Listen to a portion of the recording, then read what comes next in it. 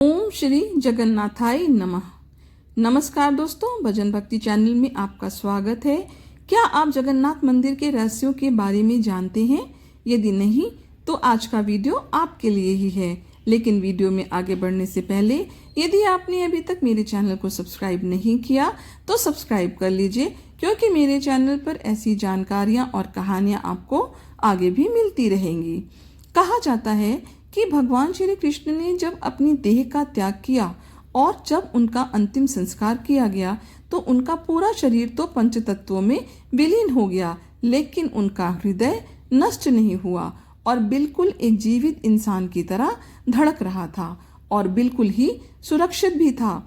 और ऐसा माना जाता है कि आज भी ये हृदय बिल्कुल सुरक्षित है, जो कि जगन्नाथ भगवान की काठ की यानी लकड़ी की मूर्ति में बसा हुआ है और धड़कता रहता है।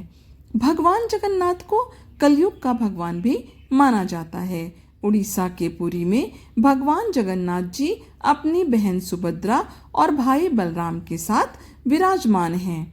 परंतु भगवान जगन्नाथ से जुड़े हुए बहुत से ऐसे रहस्य भी हैं जिनका आज तक कोई भी पता नहीं लगा पाया है।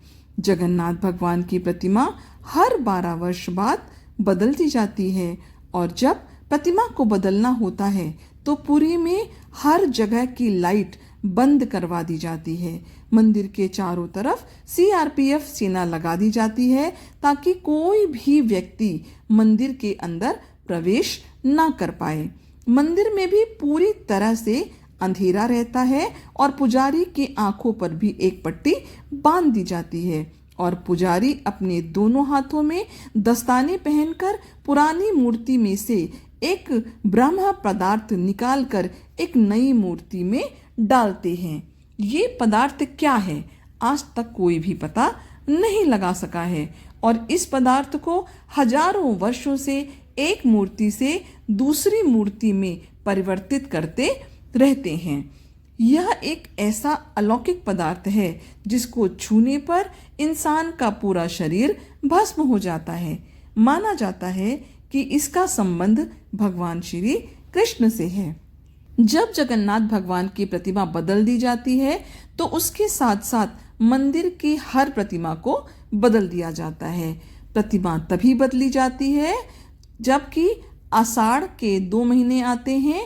वैसे ऐसा 12 से 14 सालों में एक बार होता है। जब ऐसा होता है तो इसे नौकलेवर कहते हैं। लेकिन आज तक कोई भी पुजारी ये नहीं बता पाया कि वो पदार्थ क्या है जिसे एक मूर्ति से दूसरी मूर्ति में डाला जाता है। जिन पुजारियों ने उस पदार्थ को हाथ लगाया है उनका कहना है कि यह खरगोश की तरह उछलता रहता है। आज भी हर साल जगन्नाथ यात्रा से पहले वहां का राजा स्वयं अपने हाथों से झाड़ू लगाता है और जब भी भगवान जगन्नाथ मंदिर की सफाई होती है तो ये सोने के बने हुए झाड़ू से ही होती है। और इस मंदिर की एक खास बात ये भी है कि जैसे ही हम मंदिर के सिंह द्वार से पहला कदम अंदर रखते हैं तो समुद्र के लहरों की आवाजें सुनाई देना बंद हो जाती हैं, जबकि जैसे ही मंदिर से एक कदम बाहर रखेंगे समुद्र की लहरों की आवाजें तेजी से कानों में सुनाई देने लगती हैं। मंदिर के मुख्य द्वार की तीसरी सीढ़ी पर यमराज का आवास माना जाता है। इसको यमराज की सीढ़ी कहा जाता है। जो भी भक्त दर्शन करने के बाद इस सीढ़ी पर पैर रखेगा उसके सारे पुण्य क्षीण हो जाएंगे और उसे यमलोक में जाना पड़ेगा, ऐसी मान्यता है। अक्सर मंदिरों के ऊपर पक्षी बैठे हुए दिखाई देते हैं, परंतु जगन्नाथ मंदिर के ऊपर से कोई भी गुजरता हुआ दिखाई नहीं देता और मंदिर पर लगा हुआ झंडा भी हमेशा हवा के विपरीत दिशा में लहराता रहता है और पूरे दिन में किसी भी समय भगवान जगन्नाथ मंदिर के मुख्य शिखर की परछाई नहीं बनती है। जगन्नाथ मंदिर के लगभग 45 मंजिल ऊपर लगे झंडे को प्रतिदिन बदला जाता है, क्योंकि ऐसा माना जाता है कि अगर एक दिन भी यह नहीं बदला गया तो मंदिर पूरे 18 सालों के लिए बंद हो जाएगी। और मंदिर के शिखर पर एक सुदर्शन चक्र लगा हुआ है जिसको हर दिशा में देखने से उसका मुख आपकी तरफ ही दिखेगा। इसे नील चक्र भी कहते हैं और यह अष्टधातु से बना है। इसे बहुत ही पावन और पवित्र माना जाता है। मंदिर का प्रसाद जब बनता है तो उसको पकाने के लिए एक के ऊपर एक बर्तन रखा जाता है और नीचे लकड़ी की आग लगाई जाती है। और खास बात यह है कि सबसे ऊपर रखे हुए बर्तन का प्रसाद सबसे पहले पकता है।